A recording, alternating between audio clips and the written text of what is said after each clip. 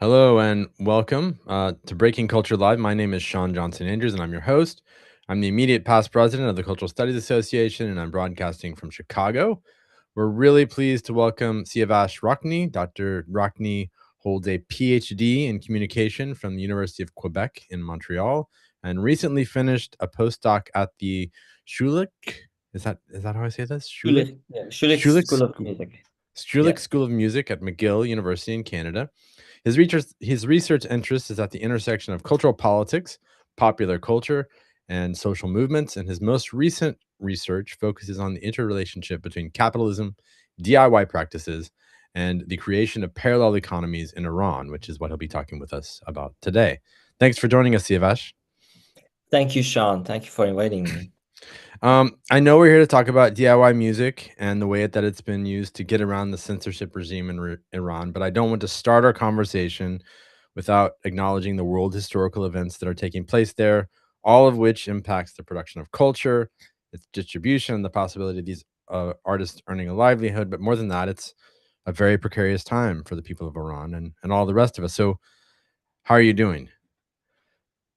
I'm surviving. I mean, I finished the postdoc and I'm kind of in the phase of finding another postdoc or a job. So I Sure, mean, in the midst of all these other things that are happening internationally, in a personal level, um, being in academia and sure. graduating academia is also not as easy, Yes, I So I it can I has can been relate. rough. I can It has relate. been Well, rough mentally. It has been rough, in other ways. But the beautiful thing about human beings is that we're resilient. So we continue. We don't stop. So and that seems like something that is especially true of the DIY music scene that you're talking about here. And I want to come back to the more recent events, the December protests, the Iranian government's massacre of protesters, and the blackout of the internet, and of course the war. But before we mm, get to that, I wonder if you could tell us, those of us who don't have the context, a bit about the way music has been produced and distributed in Iran since the mhm. revolution. In your article, you say there's been a few stages leading up till today. Yeah, absolutely. So, beginning from the 1979 revolution, one of the first things that happened was that Ayatollah Khomeini, uh, uh, gave a sermon a discourse to the radio employees, telling them that music is like opium and music has to be banned. And that was the beginning of Mm, music after the revolution. It was literally kind of very cut. mm, But it didn't take very long before the Islamic Republic realized that they need music. They need music to actually create content on television. How would you create content on television if you don't have any music? They need music to kind of rally. The war happened to rally soldiers. To kind of like get people to go to the front line. So. That from the beginning there was this idea of that Khomeini had, and it was developed throughout the 47 odd years that uh, the Islamic Republic is there, which is expediency. So the expediency is the idea that for the benefit of the long-term longevity of the system, we reinterpret certain things. So we don't say music is banned, we say certain music is banned. But that certain music is a very ambiguous term. What do you mean certain music? hmm So I give you a very interesting example. In the Islamic Republic at this moment, a female singer cannot sing solo. But a female singer can sing solo if there's no words in the singing, because that is not considered as female voice, that is considered as an instrument. A female singer also can sing in altered voice. So if, for example, a female singer is singing a children's song in a children's cartoon, that is allowed. So you Okay. see how this ambiguity, kind of layers up on top of each other. where you're hearing, for example, an album from Shajarian, and all of a sudden you're hearing a female solo singing, literally like a like it sounds like a guitar solo, but Sure. it's just singing notes. And that is allowed. That was approved, stamp approved by the Ministry of Culture, whereas Interesting. a female singer who actually sings words will be prosecuted. So And yeah, and that and from the that then 90s, that starts in the 80s. This policy. the expediency starts right at the beginning. Yes, Ah, okay. they don't push on it at first, but they push on it even more, and they even establish a bureau, the expediency bureau, which its job is to actually look at different things and say, okay, this is allowed for the moment because it benefits the long-term longevity Okay. of the system, sort of. So, taking that the 80s was kind of like the dead zone, not a lot of music produced. The music that was produced was sort of um these choir music that was military choir music that kind of invited, it was kind of propaganda music. Sure. um and by the 90s, when the war ended and Rafsanjani period, the Rafsanjani period was this period where they were like, okay, we're gonna give the responsibility to the experts, So and just going back to the 1980s, in the 1980s, one of the other things that was established was what they call the Cultural Revolution. So they closed all universities, they closed everything, all schools down, and they reread all the curriculums to make sure that it's in line with the Islamic, the Sharia law, It and feels kind of familiar, actually. yeah. No, no, I know it's not as violent, but it certainly feels like I'm getting overtones of that in places like Texas, where you're not allowed to, where faculty have to turn in their syllabi to get them. So, So it's like this regimentation, we can talk about Foucault and disciplining. So this is hmm disciplining. Like, this is literally disciplining the type of knowledge that is produced. And this body that was kind of the revolutionary cultural revolutionary council, it kind of morphed, slowly. It was not from the cultural revolutionary council, but basically by 1986 there was a Ministry of Culture and Islamic Discipline that was established, and and this is Urshad. Is that Irshad, okay? exactly. So, and the word discipline is very important here because, like, Right. you're not just, like, you're not just culture, you're disciplining culture. This hmm is this, and Irshad, its job was to approve whatever kind of cultural products that was kind of distributed in the country. The other body that controlled cultural production and diffusion was the National Radio Television, and they had their own kind of body to create content and distribute content and everything. So they were separate from, they kind of started together, but they were separate. Um, so by 1990s, what we saw was this sort of okay, let's go back and figure out how to bring music back in. And that their first attempt was kind of this very cheesy pop-ish male singer kind of um, music that was not very successful, but it was there. It was mostly on TV, and it was mostly like this, person singing on backtracks, in the early Mm. 90s.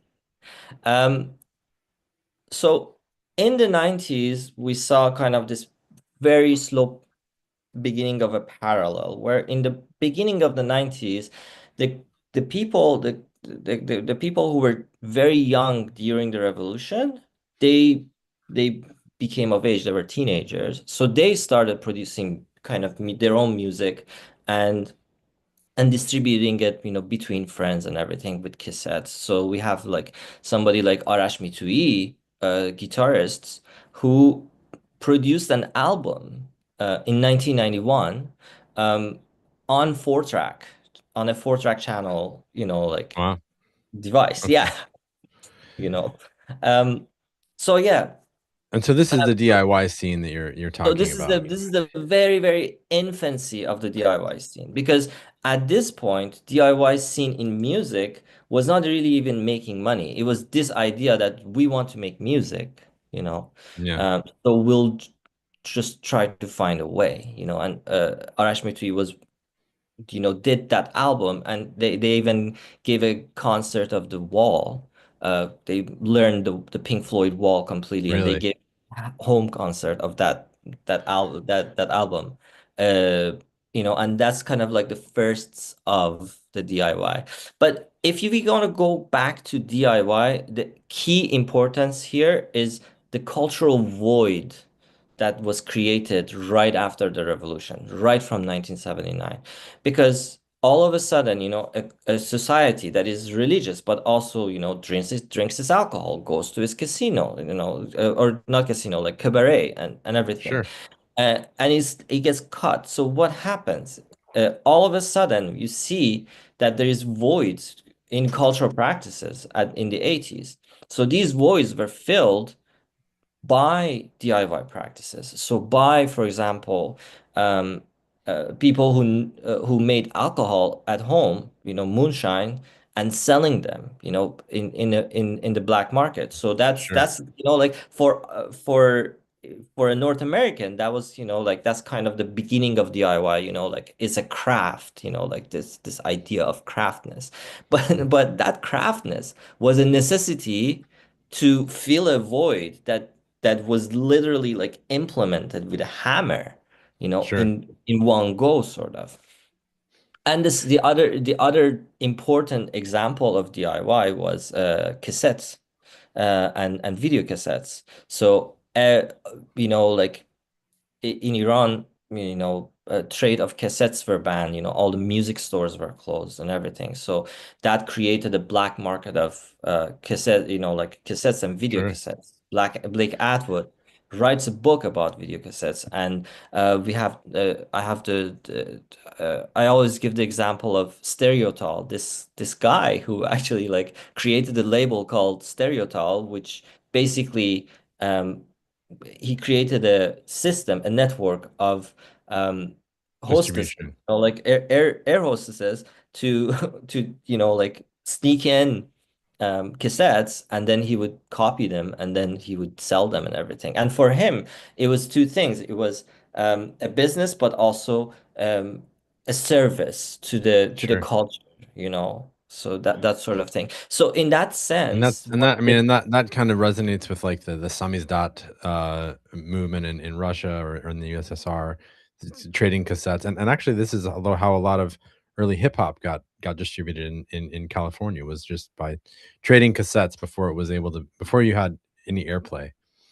Yeah, I mean So that's how hip hop in Iran started. It was CDs, but it was still the same idea. Yeah, so I so mean you talk about, I don't know, and I don't want to interrupt your flow here, but you talk about this sort of concept of DIY going all the way back to Britain, Decabdage, some of these other kinds of movements.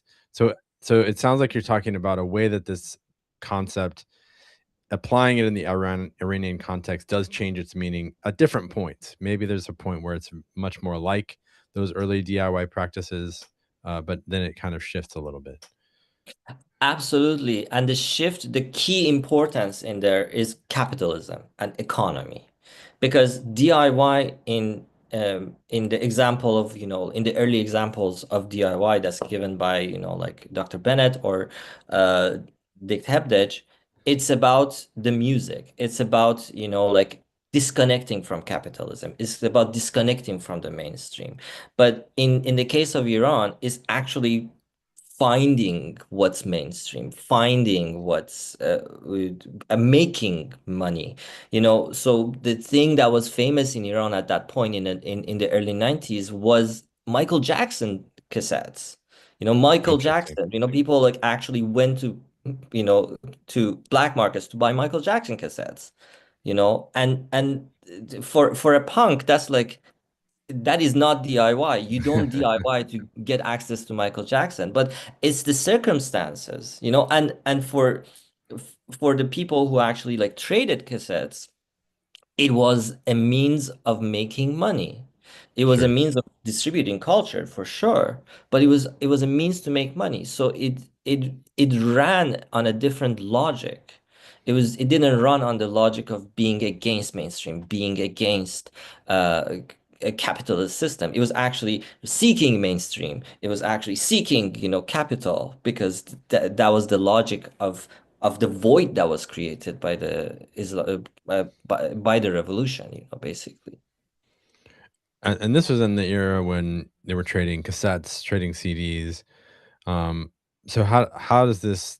I mean, once we move into internet era, how does this shift, or does it?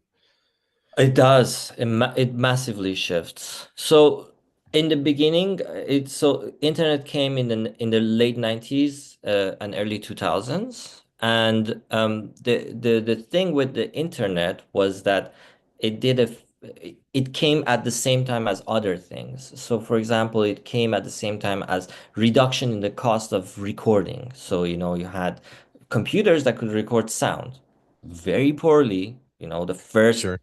kind of like non-official musics in Iran sounded horrible, but it was still something.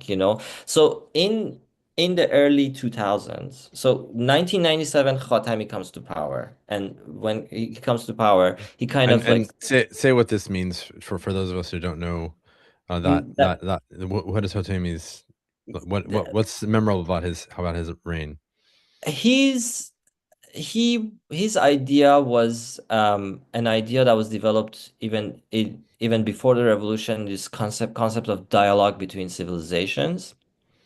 And his idea was that instead of us being kind of like trying to um, be isolated, we need to, have dialogue with other civilizations. We have conversation with other civilizations. And the other piece that he was very keen on was thawing of cultural practices. And one part of it was, like kind of this struggle with the beginning of the revolution, with the very kind of hammer attitude of post-revolution attitude towards culture. But the other part of it was a kind of economic motive, because in the 80s, um, when culture was kind of like um, uh, cracked down upon. Many artists went outside of Iran and they continued to work outside of Iran. In music, the majority of artists went to Los Angeles and created a pop industry in Los Angeles.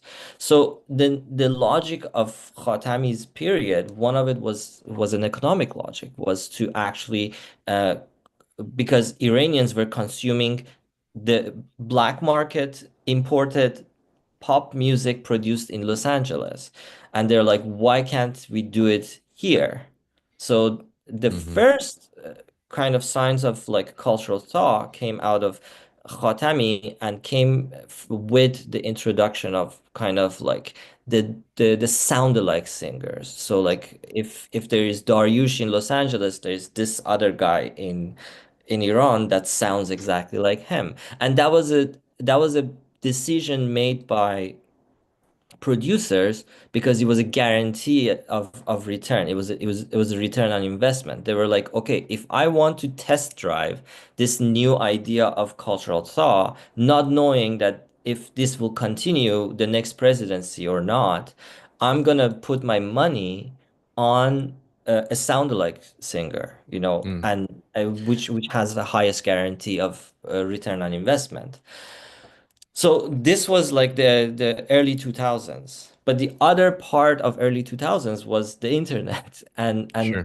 and accessibility to audiences. So there's this band called Oham, and they went to the Ministry of Culture to get permission, and they basically sang rock music with the poetry of Hafiz. Now, in Ershad, they have two departments. One department that checks the music, one department that checks the poetry. They're like, if we sing on the if we take the poetry of Hafiz, nobody's gonna bother us because like it's already approved. So it's gonna be Mm, only the music.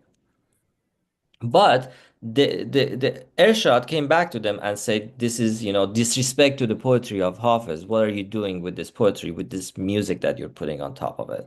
And they didn't give them permission. And what they did was they put their album online as a gift as a New Year's gift.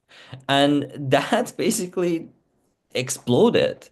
mm, So it was like a large number of people who downloaded this, and they were even surprised by this. Um, but that example became kind of like the opening to this idea that, oh, we can just make our own music at home and put it online. If it's the fact that our music will never get approval by the Irshad, what's the point of going through the headache of getting permission where we can just post it online? And that was the beginning of the sort of non-official music mm. in Iran. And it began mostly with rock, actually. And but following rock was rap, and rap was way more successful in the long run. Way more successful. And for many, many different reasons. If you want, we can get into it or not. But basically the DIY of music, the music DIY and internet came out of that sort of um, seeing that opening that, okay, we can produce we can produce DIY ourselves, and we can distribute DIY on the internet. Right. And that basically began the DIY movement. Uh, the part that is interesting is that this DIY movement is very closely resembling the DIY movement of of US and Europe and other places, where this is kind of like, I'm doing this for the music. Right. But the hope for those musicians was that they can get mainstream to be able to actually make money. So even then, this was not kind of an underground thing, because the association with underground is that we have this notion that we want to be separate from the mainstream, but they actually wanted to be mainstream. And rap even wanted to be more mainstream, but in its own terms, sort of. Right. They wanted to be able to make the music they wanted to make, but also Hmm. still make money. Um, Hmm. and and so maybe to just kind of pause for a second, what if you get this Urshad approval, what does that do for your music career? Like how does that work if if you get approved, you know, are you sponsored by the government? Are you, how does this work? So the Irshad approval is just a certificate that tells that you can distribute your Okay. music. Then you actually have to figure out to distribute your music. So Okay. there are, for example, more well-known distributors who are connected, so you have like But it's not Mahu. the state doesn't do the distribution, in No, other words. no, the Okay. state doesn't do this distribution. There are organizations that are sponsored for this with by the state that are distributors of music, but with their agenda. There are private distributors, and then there is like anywhere in between, sort of. But basically, as for example, a, a new artist, your best bet, and this is what happened in like late 2000s, in late 2000s, early 2010s, was sponsoring. So what musicians did was to find sponsors to actually help them promote and distribute. And sponsors were what? Like it can be anything from like a fridge company to like, construction company to like, um, I don't know, a soft drink company, Sure. anything, so long as the money is there, and the sponsors, what they looked for was, is it gonna make money in the short run? So um what we saw in 2010s and 20 in into 2020s, into early 2020s, was like the rise of like single hit wonders, like lots and lots of, like pop musicians that came and went with one hits, because they basically got, it was easier to approve one song than one album. It was a good test drive, and the sponsors would be like, okay, I'll give you this money, and then they would see if would if it would stick or not. And a lot of them didn't stick actually. But you'd need the Urshad approval to get a Yeah. sponsor, Yeah, right? exactly. So okay. Exactly. And you Um, need to invest. You need to invest in making the music professionally, because Airshot doesn't approve music that is unprofessional. It has to be professionally recorded in a studio and submitted, and then it will give approval. So if the quality of music is low, for example, they're like, no, this is not good music. We're not going to approve it. So you need to find a sponsor before. So you need to convince somebody before that, give me the money so I can record a single, and help me get the shot approval, and like, I'll make it. And then a lot of them don't make it you know so you have this kind of, we talk about mainstream in North America, and we talk about mainstream in the sense that, like, oh, this is a mainstream artist, this is like an artist that makes a lot of money. Over there is the same thing. It's just that more and more money goes into that artist to become a mainstream artist, that is sponsored, that is approved by the Airshot, sort of.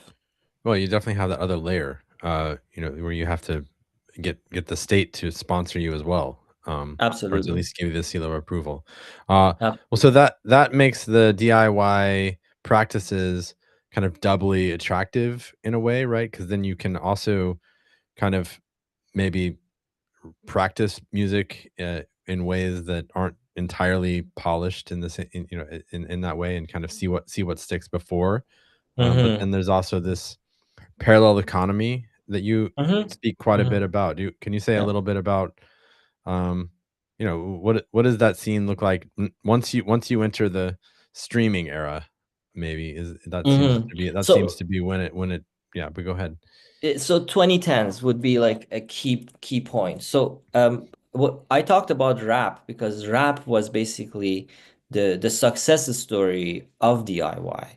Rap started as, generation one, people taking songs from taking samples from online and just singing over them. You have like musicians who sing over like Tupac songs, Tupac, beats, or like Notorious B.I.G. beats, etc., etc. That's first generation. Then second generation comes, and second generation, the importance is the producer. So we see the rise of producers, rise of somebody like Mahdiyar, somebody like Said Dehan. I think Said Dehan is third generation, but like all these producers, and the producer, their job is to actually produce original music. So you have one layer of one other actor that gets money now. Then you have videographers who actually do the videography and make videos uh, of uh, of the of the band, so they get paid. And then you have from the second generation, you have websites like beaturap.com that I think today exists still, which basically charged artists, rap artists. They're like, any rap artist can send their music and we'll post it on our website. But if you want to be on top, you gotta pay. Hmm. So it's the kind of pay to play. So you see, like, there's all these different ways that money exchanges between networks. So this is the interesting political economy part of the DIY music, rap scene, the way the rap scene basically created DIY was that it musicked, Christopher Small talks about musicking as a verb, Mm, and it literally musicked. They're like, okay, I'm not just a rapper. I need to pay somebody to do this. This person needs to pay that person to do that. And then new ways came about. So for example, um, for the longest time, you had kind of rap meetings, like people, rappers would get together in a park and just, like do rap meetings. But then, like you have an organization like SDG that actually is organizing very well organized rap battles in the street and with very polished video and posts it online, and then they actually, like other kind of producers of content, actually like rent spaces and organize kind of like rap battles in those spaces and have high video production. So like this came as like bunch of and kids just starting all of this rap, is and under the now radar, now right? it's All of this became is that. all of And this is sorry, stuff that's not approved, right? This is no, this is no, still no, this is not sort of under the approved. No, no, radar. no, no, no. This is like under the radar is a very funny way to put it because the regime knows. It's just that it chooses some things over others to repress. Some Okay. rappers over others to repress. That can be another angle that we can go to after. But just to get back to the DIY point, was that you see, rap began as rapper as the central piece, Hmm. but then it became rapper and producer as central pieces. So like if a new rapper wants to sing, they either have to find a good other rapper to sing with them, kind of like doing what they call the feat in in Persian, because featuring that, but they call Oh, it right, yeah. feat. They get like this person give a feat with that person. Um, it's kind of the slang in rap language in Iran. And the other part is the producer. So like if somebody is releasing a song with like auteur, who's an amazing producer, amazing rap producer with a signature in the sound, then like one, they had money to actually pay auteur because auteur is not cheap between the producers, but uh otherwise, that name gives them cred, gives them more, like opportunities, sort of. Um, Mm, and we have like also we have, for example, uh, uh, influencers who are kind of reaction videos, so like, uh, and those are money makers because some of these reaction video, uh, makers actually, it's between the kind of the gossip of the rap is that some of them actually like take money from the rapper to actually give good reaction to their videos. So like so yeah, this is kind of like capitalism, but capitalism in a absolutely. very very different, very very different uh, taste and smell. It's not the capitalism of official money being traded. It's the capitalism of it's a network capitalism basically. Well, and it's probably it's more likely the way that a lot of U.S. capitalism works around music. You know, that there's been all kinds of payola scandals and things like this where you find out that the record company's been paying radio stations to play music to make it a hit, right? Um, Mm-hmm. so Mm-hmm. and I think Exactly. there's been a recent scandal. I think it's the band is the Geese. I forget the name or Mm-hmm. Goose. Anyway, yeah, that where they've done something similar to kind of create this buzz to Mm-hmm. kind of give them that uh to make them the next big thing. Um, Yeah. and so a lot of these now the DIY practices. You mentioned that there was a sort of Iranian specific streaming platform or two, but a lot of it is also getting channeled through things like SoundCloud and YouTube. Is that Yeah. correct? So whatever gets released in music these days in Iran, well, not right now, but let's We'll assume before pause. December Yeah, 2025. Like whatever that was released, it was released on Spotify, Apple Music, SoundCloud, and YouTube.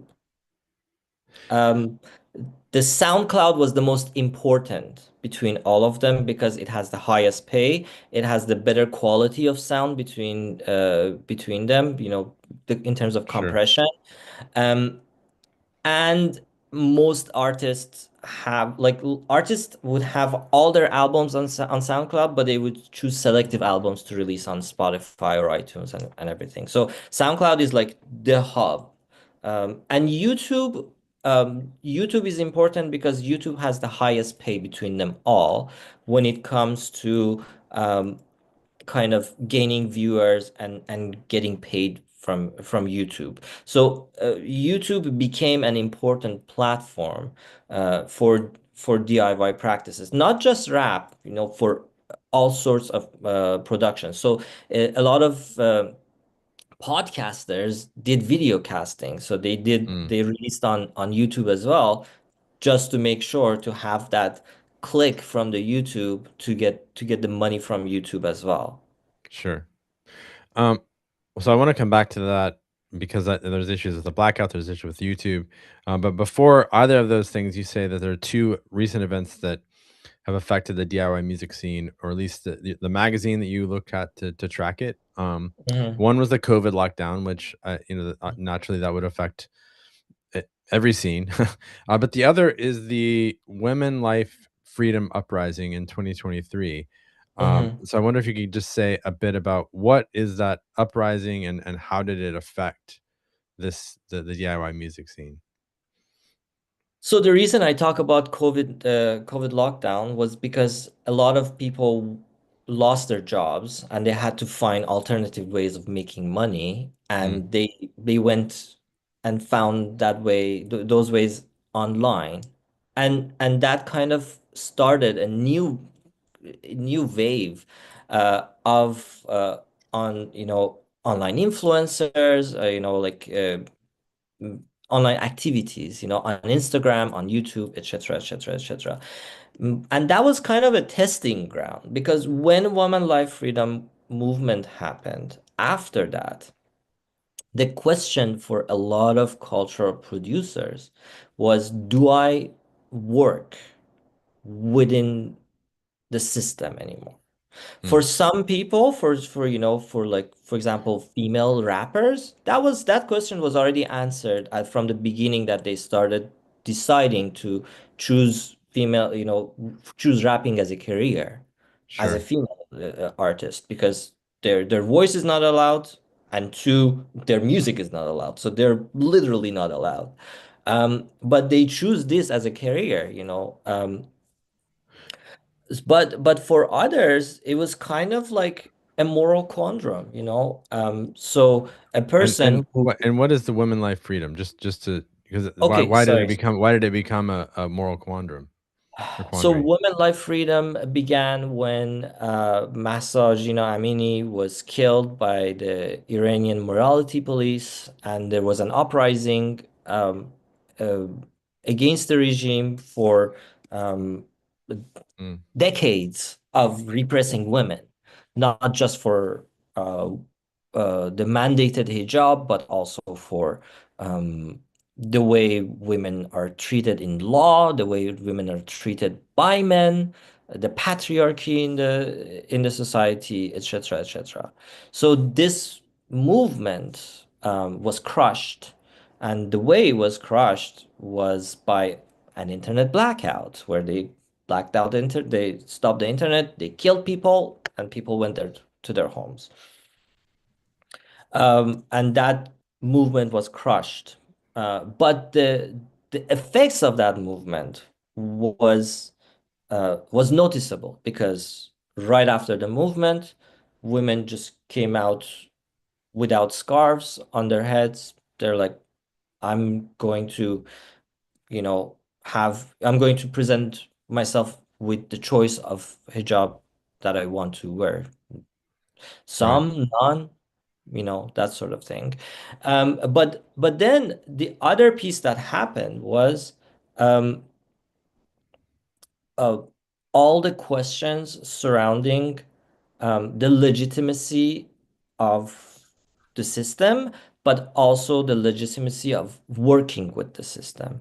So there are a lot of artists who profit from the system by being approved by Irshad, or working in like doing work for television or for streaming platforms, etc., etc. So they had to rethink, um, do I want to work with the system anymore? And a lot of these artists, they their answer was that they don't want to work with the system anymore. Because for one, if you're a low to mid-level artist, musician, for example, in Iran, going through the Irshad is not beneficial for you, because you have to go through hell to get your music approved. And even when you get your music approved, the distribution, even if you distribute your music successfully, if your music is a niche music, for example, if you're I don't know, like a uh, uh, like experimental Oh, electronic right. musician, you know Yeah. Yeah. like, what's the point of going through Irshad? The only point that you have is to get the Irshad approval to sell CDs. How many people even buy CDs these days in Iran? Not that many. So the logic, was that I'm not just gonna before the logic was I'm not doing it because of economy, but now the logic is I'm not doing it. Not only it doesn't worth it for me economically, but also it's a moral conundrum for me to Right. go through. God. So you see all these artists, refusing to go to work with the system. And then the other interesting thing that happens in Iran right after Women Life Freedom movement was the development of kind of clandestine venues, like an apartment that becomes a venue that sells alcohol. You give your phone at the door, and you go in and you listen to music, and then you leave and everything is finished. So you give Um, your phone so that nobody finds out about it? Is that yeah, exactly. So okay. nobody films, nobody's like, these are all like, this happened after Women Life Freedom movement. Also, all these cafes and everything who who put shows um, after like their regular hours. So like you have Ruberu, I think it's called Ruberu, Emarat Ruberu. Just before the latest protests began, Navid, for example, released a whole show at this, and Navid is a rapper.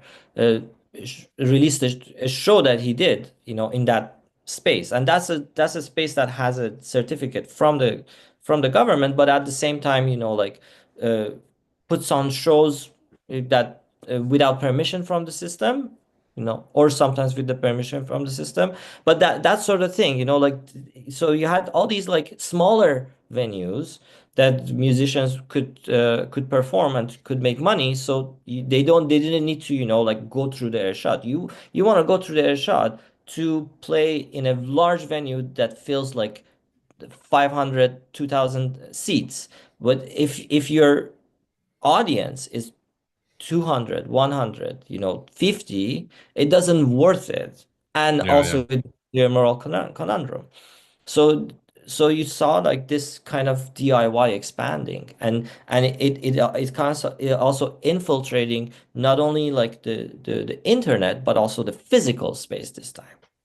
Right. Um, so in December of 2025, there's a protest movement that arises. What is the protest? What sort of spawns those protests? The protests started because it started from the bazaar, okay, and it started because in the bazaar the rate of trade between dollar and real was constantly changing. So people couldn't even uh, people couldn't put a price on products because that price would go up 2 hours later or 3 hours later or something. So part of the what happened into the beginning of that was um kind of economic.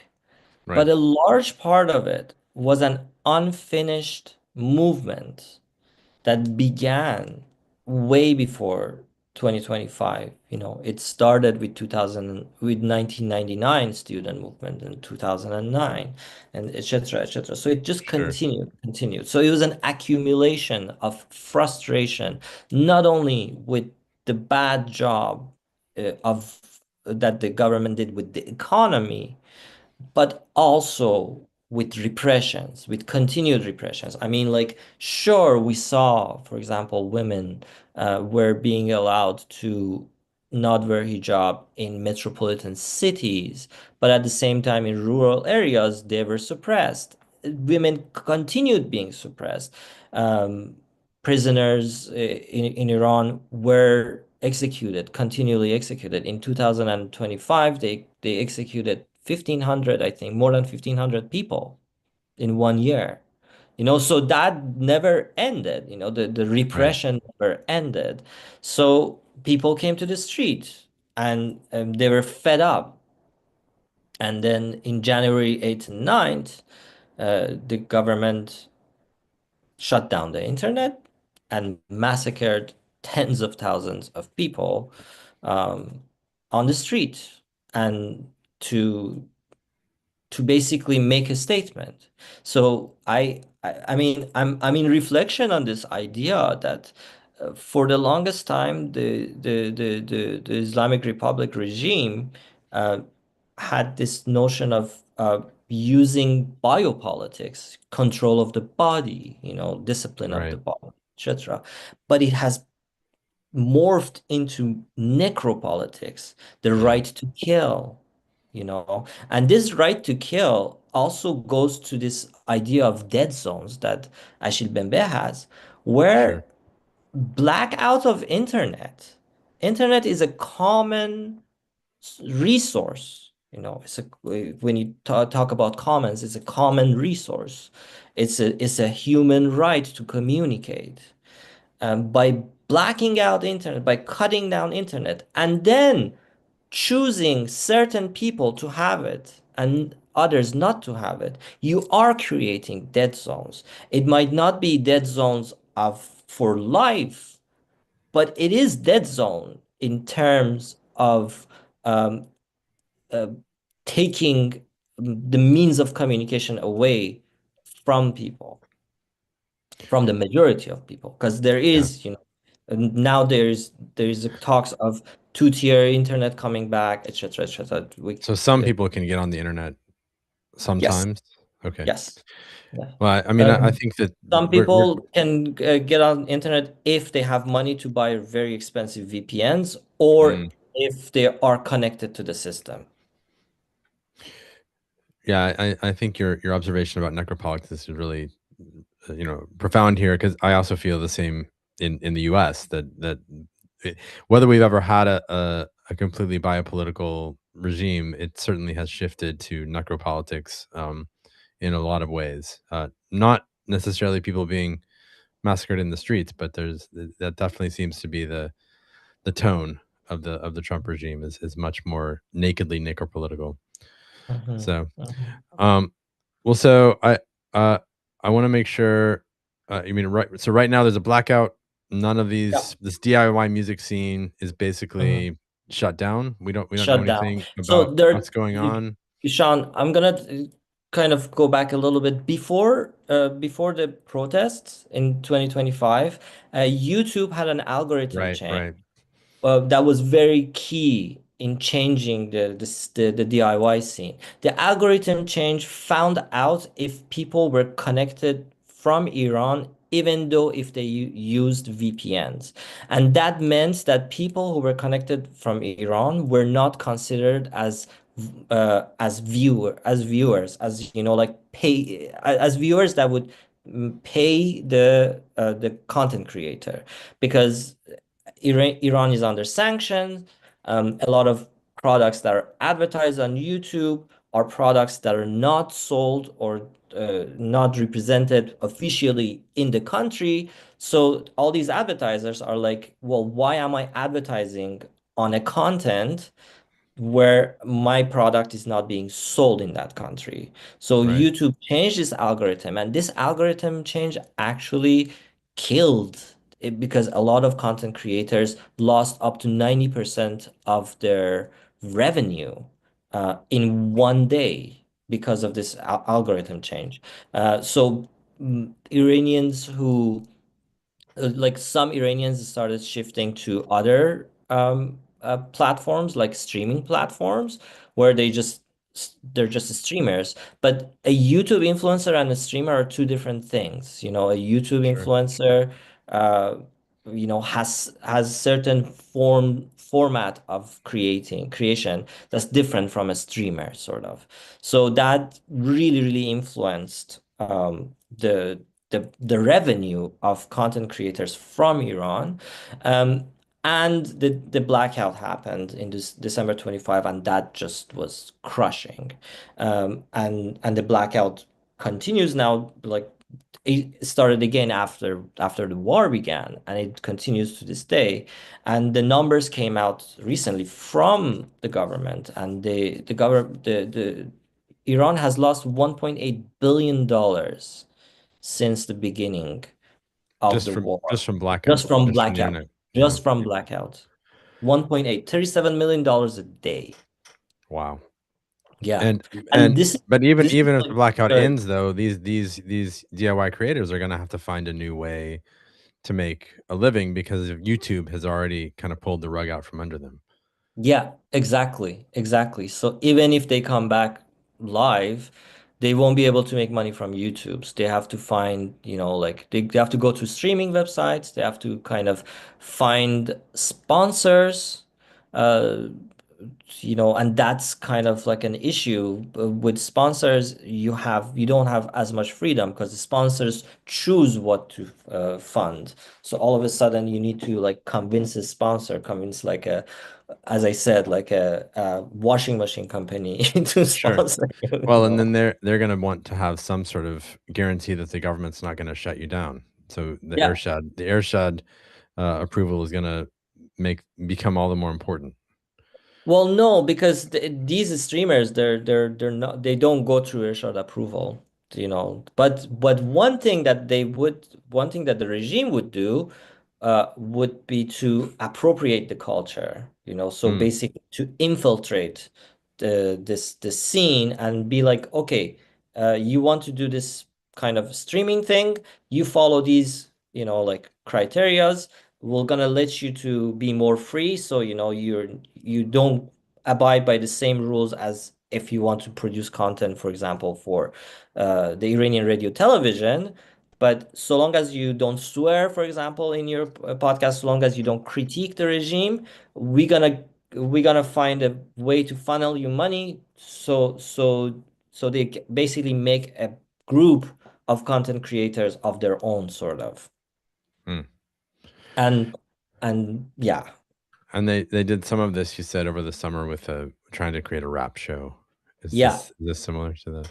Yeah, so the rap show was fascinating. It's a fascinating case study.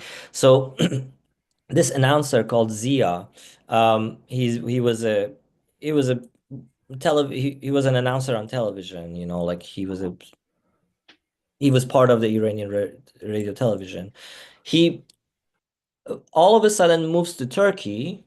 I put it on quotes because, like if you're within the system of radio television, you abide by very strict rules, and you're kind of disciplined to the teeth, sort of.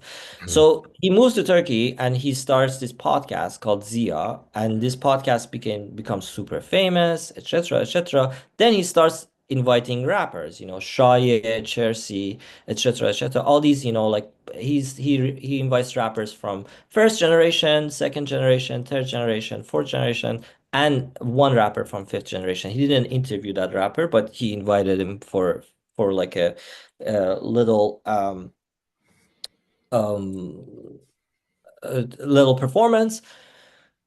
And then he also invites a producer who talks about how great it would be if we, like have state approved rap, because that will, like help the economy. It will, and it will control the content, and we can manage the content better if we have state approved rap, etc., etc. So all this happens in this podcast in this span of like a few months. And literally during the 12-day war, they record a, a show called A Gang. season. um and this show Gang was basically, if you took key messages from all the interviews, they were like kind of giving these key messages throughout the show. They were talking about these key messages throughout the show. um and Gang was released on a streaming platform, so similar to Netflix, called Filimo. So this is a platform that is privately owned, but managed by an entity that is basically radio and television. So it's controlled by by radio and television. And in radio and television, if you, for example, you cannot see a person like perform with an instrument, because it's illegal to film a person playing an instrument on TV. But on a mainstream platform, they put like a whole, concert of a pop star with all the musicians there, and they're filming them and everything. So mainstream platforms have this kind of like a double standard, like Like a loophole. a loop. It's not a loophole. It's a PR campaign. It's Mm, a PR campaign to have like two standards, one for people who can pay, the other for the average Joe Iranian, sort of. So they released that program Gang on on this mainstream on this streaming platform, and it backfires from both sides. It backfires from the regime, kind of conservatives who are like, "What is this show? This is, abomination of values, etc." Even though in the show they're talking about values, and they're like, "No, this is bad." But the part that was more important was um the kind of unified voice against the the program and the rappers, who basically were considered as sellouts, you sure. know. And sellout for Iran is different from sellout for, in North America. A sellout in North America is a person who takes money, like Sure. to get super famous. These are for in this case was a rapper who decides to go on a program that's approved by the regime, and basically the one episode was aired of this program, and then it got, No more. no more. It went offline. But yeah, Well, this is the cultural appropriation. This is like a yeah. Well, and planning, and this very, is the very. other thing that I think, even going back to Hebdage, this is the other way that the hegemonic culture deals with something that's sort of seems like it's askew or counter hegemonic, is to incorporate it, right? You kind of make it part of the overall culture, and give it some sort of seal of approval in a certain Yeah, way. So, yeah, yeah, well, I know that you have a lot of research to still do, and right now it's difficult to do that because of blackout. But yeah, I just want to have, as we're closing, I want to just sort of say, I know that you're also part of this group called the Iranian Justice Collective, um, yes, and and and so they're involved with uh, advocating for human rights, even as there's this war going on. And so I wondered if you wanted to just close by kind of telling us What you would say to those of us watching about positions that we might take about this U.S. Israeli attack? Because certainly my position is always like that it's wrong. I'm anti-war, uh, Mhm, but I know that it's a very complex situation. So mhm. the Well, Iranian Justice Collective the is the group Iranian you're Justice part of. Collective. The Iranian Justice Collective came about during the Women Life Freedom movement. And our idea was to find ways to tackle issues relating to human rights in Iran. And that's pretty much what we've been doing since the beginning.